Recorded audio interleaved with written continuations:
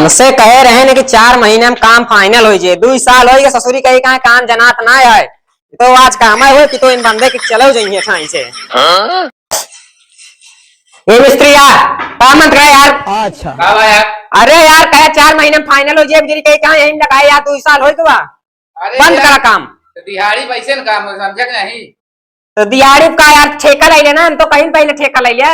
अरे देर घर दिहाड़ी करा बाद में दिहाड़ी कर दे दिहाड़ी पे तो होबे करेगा 2 साल नहीं चाहे 5 साल लगी हम तो साल से काम मतलब। अच्छा तो एक ठेका ले लेना अब जितना आम बचा है उसका ठेका ले लिया।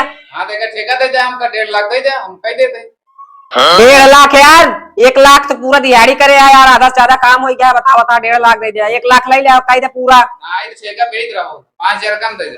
अच्छा 5,000 का कम कर दिया यार बता बता। चला 1.25 लाख रुपया दे तू। अच्छा चला ठीक है। हाँ ठीक है हाँ हमका कह देते ठीक है एक करा जल्दी करा। ठीक है जा हो मालिक हो क्या होता है काम कहा लखा था पैसा निकाला ठेका देखे ठेका पे जा तुरंत काम हो गया निकाला पैसा कर